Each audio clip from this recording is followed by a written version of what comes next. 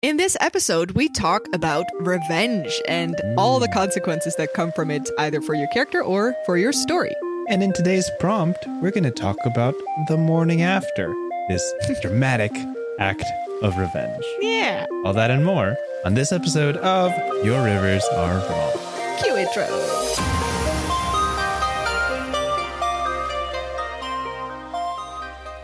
Good morning, everyone, or afternoon, or evening, or night, all of the time zones again. Welcome back to Your Rivers Are Wrong, the podcast.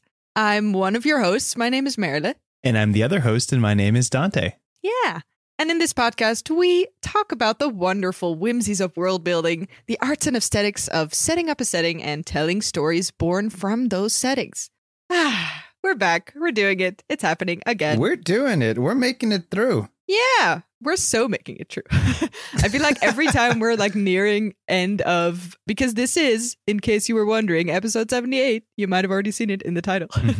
But we're like nearing the end of a season again. Again, yeah. I feel like we're consistently sort of pumping them out, which is great, which is very productive of us. Once we made the choice to make 10 episode seasons, it's good. It's a good choice because you're always like either really close to the midpoint, which is fan prompts, or really close to the end point, which is also fan prompts. Yes. I feel like we're always getting somewhere. It's great. We're never sort of in limbo anymore.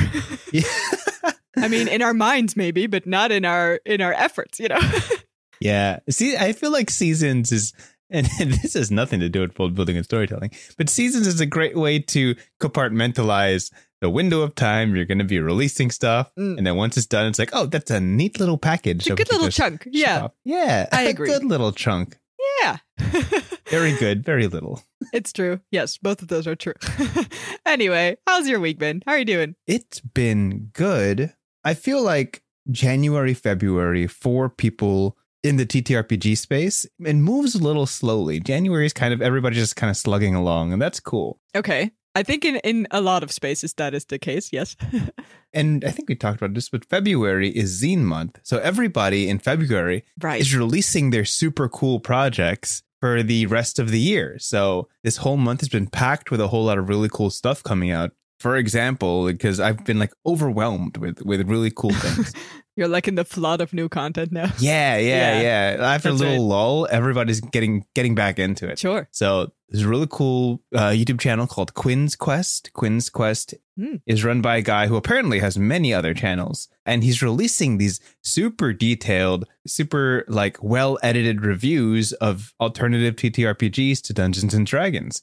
And I'm like, wow, what a beautiful thing to just release off the rip. Like no lead up, no nothing, just bang, 2 great reviews. And I'm just like, that's really exciting to watch, just to see somebody like another professional. You found a peer. Yeah, it's stepping great. I'm not a peer. He's already like above me. He's already got this huge fan base who's following him. And he's just like, hey, let me start making videos about tabletop RPGs. So very, very exciting. Sounds great. Yeah. There's also not sponsored, not affiliated, Rascal.news. Rascal.news is released by a team of 3 journalists who love covering the news of tabletop RPGs. They finally have their own platform where they can write about whatever they want, which is super duper cool because it's like in-depth critiques and analysis of the scene at large. And it's a really interesting read. And that's coming out.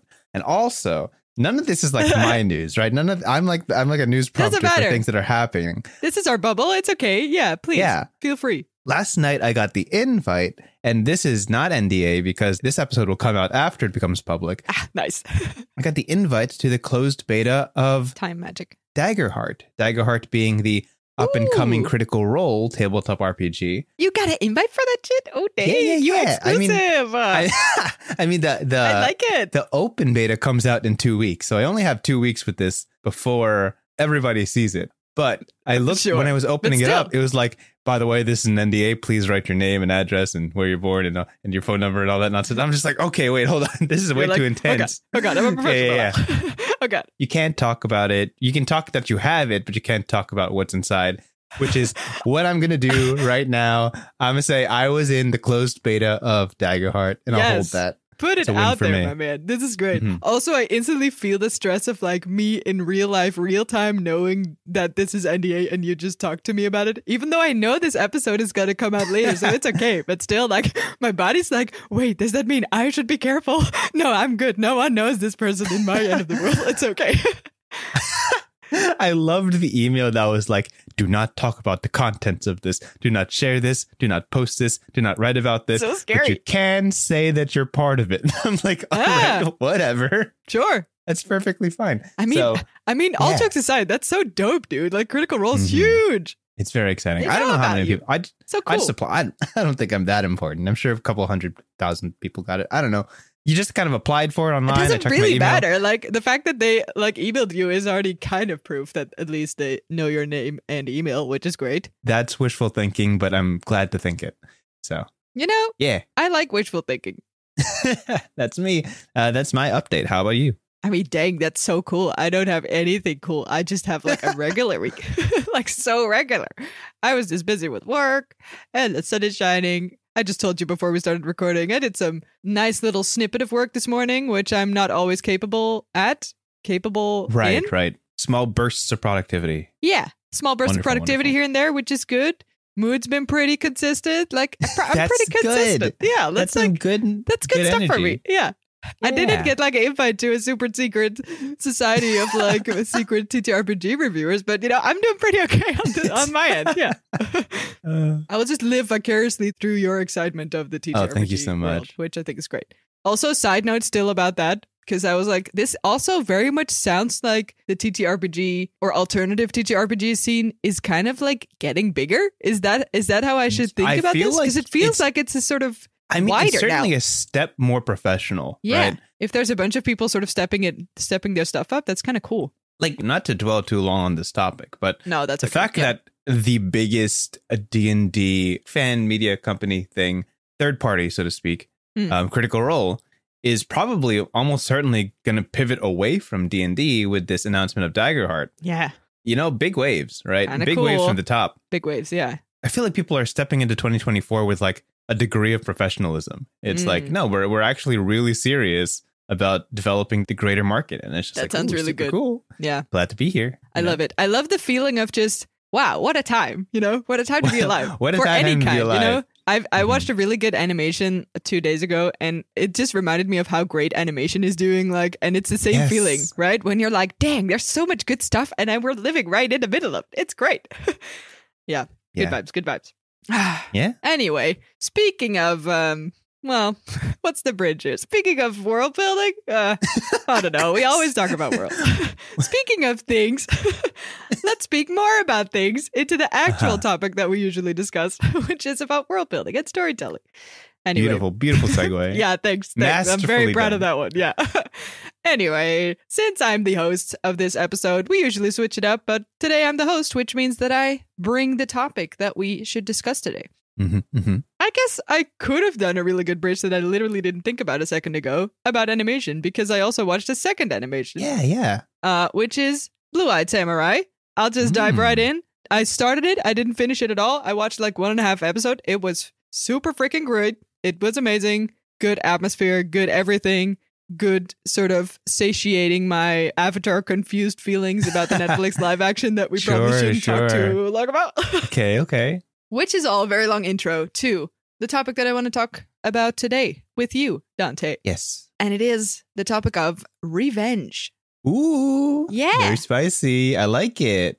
I Me like too. it. And I can't believe we didn't talk about it. I feel like I say this all the time with every new topic, but this one is a pretty big one. I feel like we should have come across it at some point. Wouldn't you know there's more than 78 things to talk about in the world building We storytelling still space? haven't run out. Isn't that great for us? Yeah. Anyway, but in Blue-Eyed Samurai, like famously, kind of the premise is that the main character is sort of driven by revenge on 4 white guys in the sort of Japan that they are living in, because he is a sort of mixed race character. Yeah, what which a is a strong very pitch. rude I'm just- premise of what actually the story is. Sure. But I really like this idea, and it's kind of a trope, right? Like where you have a main character who is sort of fueled in the, one could argue, wrong way of like being so determined and so motivated to get better, to do anything, to travel the world, to leave things behind. Right. for the sake of getting revenge on someone or something that wronged them, basically. And there's a lot of sides to it. And I think it's nice to talk about. And very often, I think in storytelling, it's kind of a fuel, right? Like it's the fire or the spark of something, either a character motivation, right? Or a plot point, or sort of if we think about it in a much larger sense, kind of an entire fight sequence, or, war stories in general. Like this whole push and pull dynamic of it is so prevalent in this. So yeah, let's talk about it. What's some first thoughts here? I was about to say, revenge is so fun, but I feel like I should rephrase that. It's not exactly that. It is a tried and true classic time-tested trope of characters' motivation moving forward, right? Yes. Everyone can relate to having something that they hate, right? Everyone hates something in their world. Yeah. That's the tagline of this episode. What Everyone a nice hates bonding moment. something. Yes. We're all in this together. So I feel like that emotion in particular is very easy to relate to. And it is fun in the world of fiction to see just how far people are willing to take that revenge, right? Yes, sure. There is something almost mythical about the lengths of which some characters will go. The point that us as readers would be like, I would never go that far, but it sure is fun to see what that would look like, Yep. You could turn to Greek mythology if you really want to just look at stories of revenge upon revenge upon revenge, right? I mean, it's a good example, yeah. A classic one, in fact, yes. Yeah, like I think, was it this season or the previous season we had an episode all about war and the fact that combat... Yeah, it was a recent one, I think. It was the concept that revenge perpetuates revenge, right? When you enact a wrong onto somebody, it incites revenge. And then that action from them incites more revenge. So it is this cycle. Mm-hmm. It's also a very prevalent concept in Batman, right? Batman is somebody who continues to catch all of his rogues gallery and lock them up instead of, doing the thing that he refuses to do, which is kill the villain. So in that, he kind of perpetuates his problem by continually feeding into acts of revenge against him. And this is a cyclical situation that has obviously a greater weight to each character and story every time it happens. But it goes to show revenge is a very, very reliable storytelling tool. It's really good. Yes. To talk with the words that you used previously, I think it's very spicy. Yes, spicy. Okay, The interesting part for me very much is also about I want to say morality, but it's kind of a weird way of you can call it like a sort of morality for like the character. Like it's very much a decision-making tool, right? Like things are based on whether or not this will result in me getting revenge or not. It's very often, at least, or if it's done in an interesting way, it's usually like the first priority of a person, a character, everything that sort of is built on this cursed feeling of getting back what was once yours or whatever. Right. In a way, it's a very easy or very sort of logical tool because it feels kind of like it's equal. But of course, after someone has finally gotten their revenge is when the interesting thing starts, because then you're like, well, what now? Like now we're even, and then now suddenly all my rage and anger and sadness is gone, depending on the story, of course. But like, what remains? What happens after this?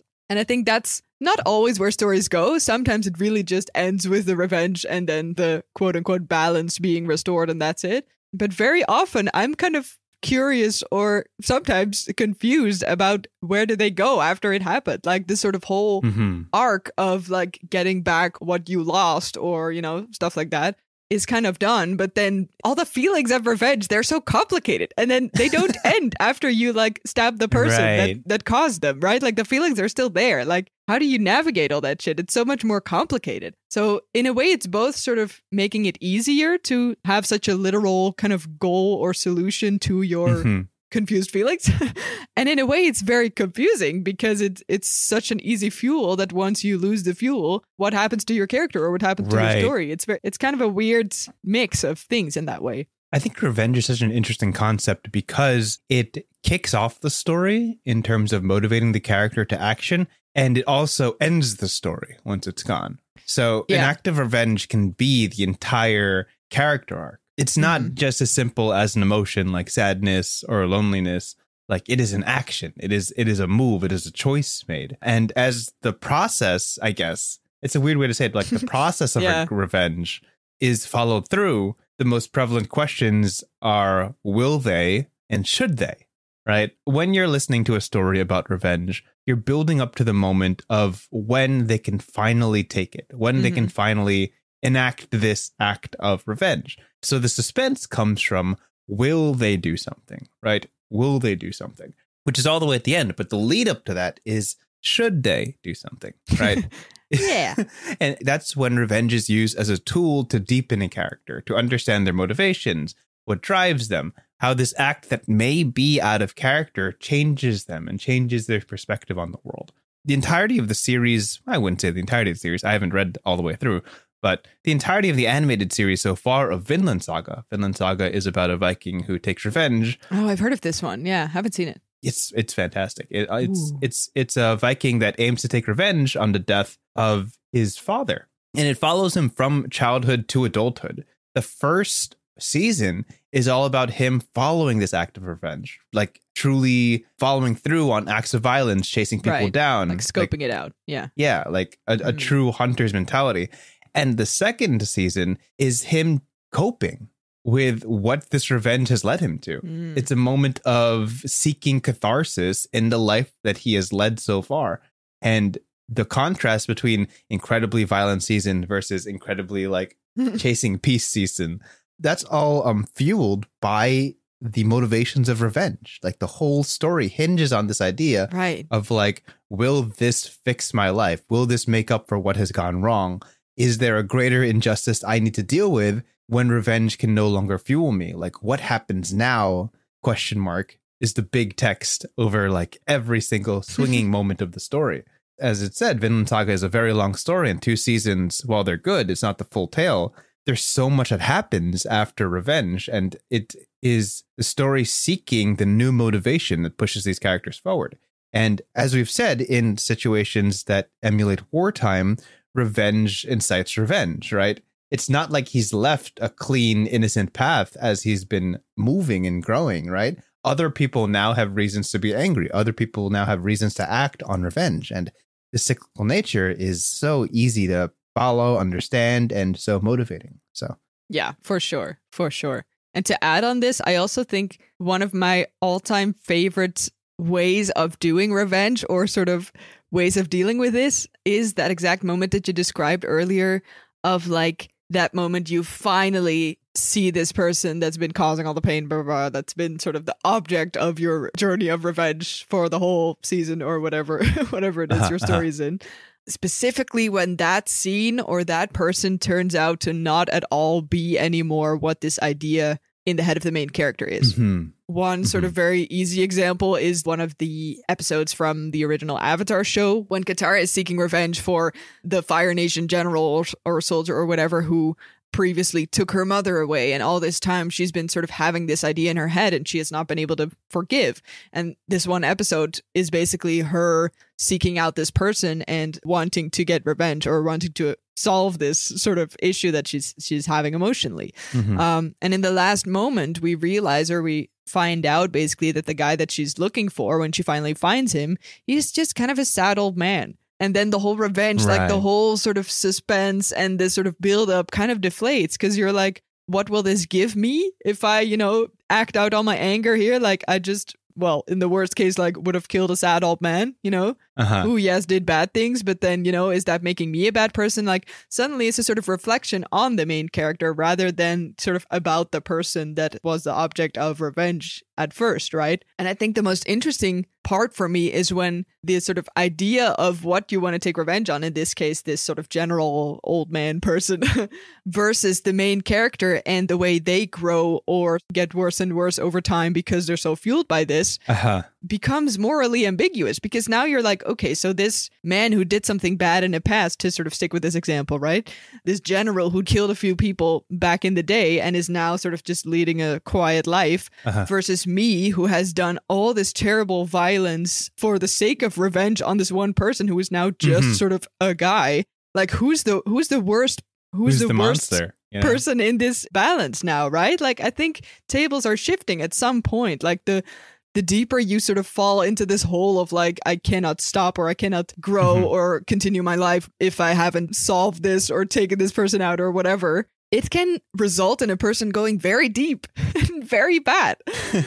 And at some point, when this confrontation would finally happen, or when this moment of truth or of acting happens and it turns out to be so different, that's when things are really sort of starting to get on their head. And that's the most interesting part for me, because then it's like, what is real? What is the thing that I just sort of envisioned in my brain? Right. What have I sort of sacrificed as a person, like as a sort of moral person, to become able to do this act even, and now I don't want to do it, and what does that say about me? Like, there's all sorts of confusion happening there, and I think it's such a great way of characterizing and sort of reflecting on how far you've come versus how much you've sacrificed, etc., etc. Yeah. I think there's an interesting thing when it comes to writing stories, that when you want to write a character that has revenge, and this is just food for thought for people who, you know, are cooking up their next character and really want to put this dramatic, sad backstory into their character. It's always important to think about, what does catharsis look like? What is this character seeking? Will they find it when they get there? And is that a story that you want to tell? From almost a dramatic irony, God above looking down on a work of fiction sort of view, is that a story you're excited to tell about maybe the degradation and resulting maturity of a character that comes from following through on acts of revenge? Is that the direction you want your character to go? Are you looking for them to be this sort of tragic hero that is forced to do this vengeful act? Or would you like them to stay like true and pure and not go through revenge? Because if you'd like them to maintain their morality, revenge is probably not the route for you, you know? No, usually not. No. There reaches a breaking point when you have to decide, what is the greater evil? Is it the initial act of harm, or is it the resulting acts of vengeance that follow? At what point does your character become more of a villain than what started it all? And is it worth corrupting the character's morality to get to that point? Mm-hmm. Yeah. The story arc of revenge is like these increasingly larger lines, these increasingly more significant lines that the characters are willing to cross. Yeah. Are they willing to commit a petty crime? Are they willing to harm somebody else? Are they willing to kill someone else? Are they willing to ruin other people's lives for the sake of their own catharsis, right? To continually push your character past those lines and to meet those lines is great storytelling. It's how you get your character mature and really make these weighty decisions that change them for better or worse. Yeah. And it's again as well about what you were talking about earlier about like sort of being a cyclical thing, right? Like it never ends if you're just keep doing stuff for the sake of something beyond you. If it's always a question of what is the greater good that this falls under, is the greater good my revenge? Is the greater, you know, what does that even mean? Like, how can you sort of make decisions if you're fueled by anything, right? And I think this goes a little bit more into like bigger topics than just a single person's revenge story. Like we can go as far as we get, but yeah, but those are great questions that are so relevant for a story where you deal with revenge, or for like building a character like this, or changing, you know, corrupting a character in this way. Because it's in a way a very personal thing. Like if someone's fueled by emotion, you know, in this case, anger or resentment or whatever, but any kind of motivation based on a deep sort of, I guess sort of primal emotion like that is very personal and very hard to navigate, especially in a moral sort of not subjective, but like objective kind of way, because that's the hardest thing if you're if you're emotional about anything. Yeah. So complex. Good stuff. I didn't really have like a crazy lot of things for this. I just wanted to talk about it. So yeah, that's good.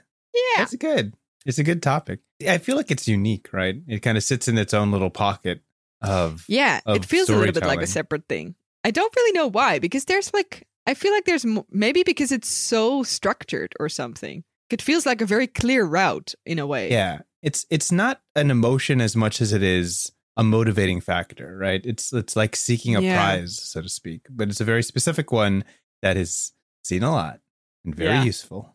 I mean, it also says a lot about like having an objective as clear as a person, or in the way you talked about it, a prize. Like I'm immediately also thinking about like heist stories, right? In the same way, they're very structured and very clear because the objective is so obvious. It's like the bag of money in this room, right? It's like the clearest X on the map you can get in a story. Sometimes it's a harder thing. It's not as literal as that. And with, I think, both revenge stories and with high stories or very literal journeys, it does give you a very lovely structure to sort of go deep into because the arc that you're doing is already so clear. And I guess well known a bit too. Like you can always definitely sail a little bit on the genre that you're in, right? Or on the trope that you're benefiting of. Yeah, for sure. Right. Good topic. Nice. Thank you for that. Yeah, no worries. And as we always do, we're not done here. In case you wonder. No, you didn't wonder. No, we're not. We're smarter than this. We always, every episode, we're still doing it. We're always ending with a nice little prompt that one of us, in this case me, prepares for the other one. Danta has never heard this before, so, I mean, it always ties in a little bit, so we might be in the vibe a little bit already. This is true. Here you go. The prompt that I have is the following. Are you ready? I'm ready as I'll ever be. Okay. Kind of based on I spoiled it a little bit already, my love for the confrontation scene, right? The confrontation of revenge. When things turn out to be not the way they are, or when you totally made shit up in your head that are not true anymore at all, time passes, etc., etc. I'm curious about a little scene or a moment in time where our main character or the person who's finally done it, who's finally taken revenge, their thoughts or the way the world just keeps moving after that critical act of revenge. If it's a murder or whatever, you can fill that in yourself. But I just want to have like the first few minutes after our character has finally completed their revenge arc. Like, what happens then? Well, that's really open-ended. Okay, let me see. Let me think about it. Yes. Oh my God, you've left me so many options. I'm trying to think, right? There, because not sorry. Revenge can look like many things. You can definitely go as classic or as out there as you want, right? Like there is a part of me, right? There is a part of me that wants to go this deeply unsatisfying route in that like the revenge happens and then the perpetrator just kind of goes about their Tuesday. Like a normal person, right? Yes, I mean that could be a way of doing this. Yes, I don't know how this works. The thing about the thing about revenge, right? The thing about revenge, the story has been told so many times, so it's hard to innovate while you're improvising. But also, you don't have to innovate, my man. I don't. Like just a train of thought is already interesting. I'm gonna jump to like my first instinct. Go for it. Right. Sure, let's run with this. I don't know what the ending looks like yet, but we'll wing it as we go. Amazing. Yeah. The scene opens with the sound of an alarm clock. Boom, a hand slams down, turning it off. There are a couple rays of light peeking through like the curtain windows. It's like 7:15. The character groggily wakes up out of bed. Main character has this dark frizzy hair. He looks like he got a lot of sleep, which is good, I guess. And his biological clock is telling him he should be awake right now. And as he stands up, he almost muscle memory reaches for the remote on the bedstand, clicks on the TV, and walks over to the nearby bathroom to get ready for the day. You can hear the news anchors just chatting away in the background as his electric toothbrush buzzes and breaks the silence of the morning. You can see him really just trying to fix up his hair, splash water on his face. And as you can hear the faucet running in this very early morning, you can see him getting brief flashbacks of the spray of large fire hoses. You can see this blackish, reddish glow that permeates around him, inspired by the dingy, yellowish lights that hang atop the ceiling of his bathroom. And you can hear in the background, the news anchors drowned out ever so muffled in the way that they're just far enough to be in the other room, but close enough to be audible.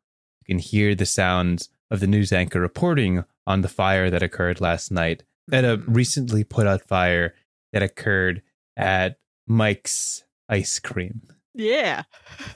Mike's Ice Cream, right? Right. You can see in the camera shot of this news crew, you can see the entirely burned down building, a number of distressed employees clocking into work for the morning, realizing that there's no building to return to. Mike pushes some water into his hair to kind of straighten out all the mess and the frizz that's happening there. Because, of course, as he's putting on his cloak, he's getting ready for a day of work. And as he steps out, kind of buttoning up his Americano. Does that have buttons on it? Sure. He's buttoning. Is Americano an American term? I don't know. I don't Americano even is know like what that means. I'm just like, Americano sure. is like, it took me a while to learn this, but I think it's a Filipino word for a button-up shirt. And But it's and I'm called like, Americano? my parents call it an Americano, and I'm not sure if that's like, I never know. Do you not have that's like button shirts in the Philippines? Like, what's happening here? They don't say button down. Oh. We have them. They just call it the Americano. I don't know. As I was saying it, I'm like, I don't know if this translates. As he's buttoning up his shirt, he looks at the news and just kind of pauses in his room. The silence of the water still running in his bathroom that he forgot to turn off. As he's processing the news, kind of looks down and sees on the corner of his shirt, in the pocket area of his shirt, the words Mike's Ice Cream. And he thinks to himself and just ponders and stands there for 5-10 seconds and says, oh, I guess I can go back to sleep.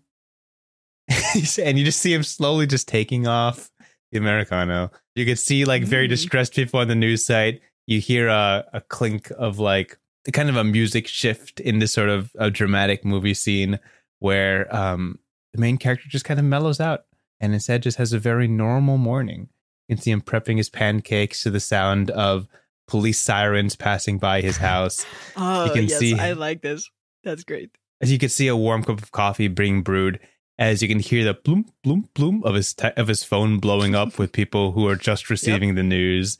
And as he finally settles down with a platter of eggs and a side of bacon and his morning coffee, sits down at his breakfast table, takes a deep sigh. You can see in the back of the scene, there's red and white sirens just through the closed curtain windows and a heavy knock on the door. And at that moment, the main character sits there, closes his eyes, and takes his first bite. End scene. Yeah. Dang, that was great. So visual. This gave me like big Up vibes, the movie. Up? Yeah, kind Up of like from this? Well, not crazy, but like the fact that literally the world outside is not there anymore, and the guy's just like, "No, I'm gonna do my fucking routines." He's vibing. Yeah, like I like the idea that his routine is so ingrained. It's so cursed. Yeah, he does it. He does it no matter what. You know. Yeah, it's almost like cocky in a way. Like this is my life. It doesn't matter what happened to everything else outside of this window. You know, it's kind of cool. Yeah. I did watch an episode or two of Atlanta, directed by Donald Glover, Childish Gambino. So very much that energy of same just style, like or okay. It's just like lackadaisical chaos, and it's just that energy of just being so done with the world. Yes, that energy was there. Believe me. Yes, very nice, very great. Right, and that's what I got. Yeah, that's what I got for today. Thanks. That was great. I loved it. That was totally not what I had in mind, but I liked it even more. That's great. Anyway, okay. I think with that, we reached the end of this episode. I feel like we've gone through this one quick, but I mean, what's been said's been said. That's okay. This is true. Sometimes it do be that way. Anyway, in case you're willing to reach us with any ideas, prompts, comments, I don't know, critiques, they're all welcome. We got a Gmail. You can reach us at yourriversarewrong@gmail.com. We'll read everything that comes up there. We'd love to hear from you. Also, if you're still listening, dang, like, that's really great. There's been so many episodes. Like, every now and then I just feel like, how is this still a thing? Which is great. We got to just mention it every now and then. That is true. Anyway, always appreciated. Thanks for listening. And thanks for listening. And just remember, in case you still want to be listening next time, just keep in mind that your rivers are wrong. So maybe look at that. Yeah. Just really check those out. Putting it out there. Yeah, just check those out. Anyway, thank you guys so much. See you in the next one. Bye-bye. Bye. Thanks for listening to this episode of Your Rivers Are Wrong. If you have any thoughts for topics, prompts, or if you just want to share your thoughts, you can reach us at yourriversarewrong@gmail.com. That's yourriversarewrong@gmail.com. Big thank you goes to Martin Skelligans for our intro and outro music. And most importantly, thank you for listening. We hope to catch you at our next episode. Have a good one.